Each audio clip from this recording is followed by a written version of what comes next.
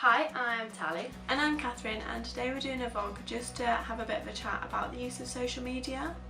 And basically just making sure you don't say anything that could damage your reputation in the future and not posting anything you wouldn't want to be seen.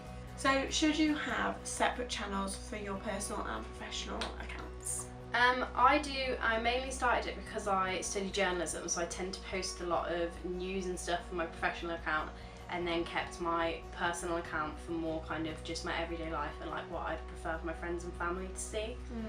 Yeah, I agree with that. I think I have professional channels for like blogging, journalism, that sort of thing, so I can make sort of like connections. And then I've got personal accounts, which is more I'm just posting for like my friends, my family.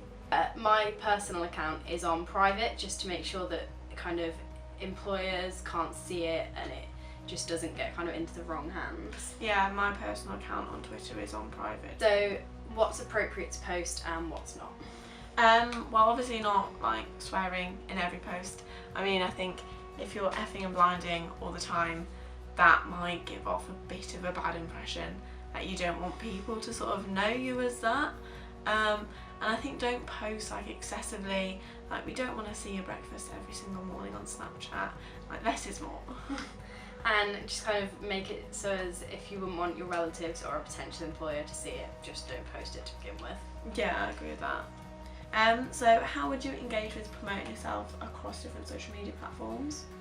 So I like to make sure that my kind of username, my profile picture, my bio and everything is the same on all of the profiles that I post on, but then also making sure that the content I post on each platform is slightly different, so as it doesn't get boring if someone follows you on all of them and you post exactly the same thing with exactly the same caption.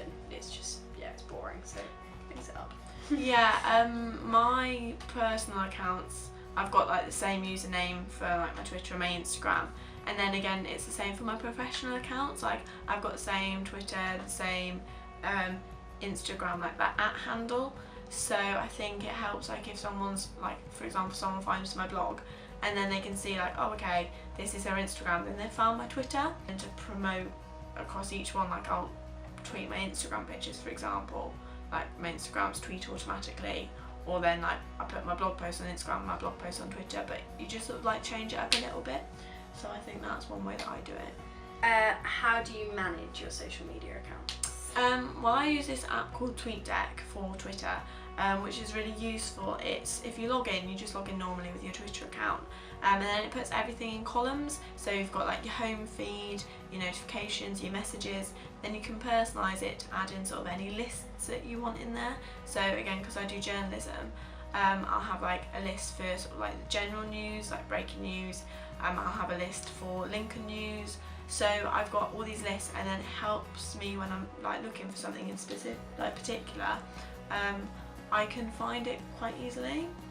Yeah, I'd say just aiming to post frequently as well, so there's kind of no point keeping your profiles basically inactive. I didn't post anything on my professional Instagram for about a week and was really scared that I was going to have lost kind of blog connections and followers because of it.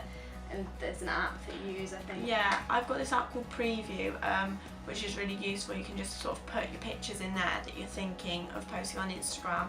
You can sort of drag them about, decide like what looks best, and then you can sort of schedule it, so it'll give you a notification of when you need to post that picture, because I'm dreadful for forgetting to post as well. So what would you look to use in the future?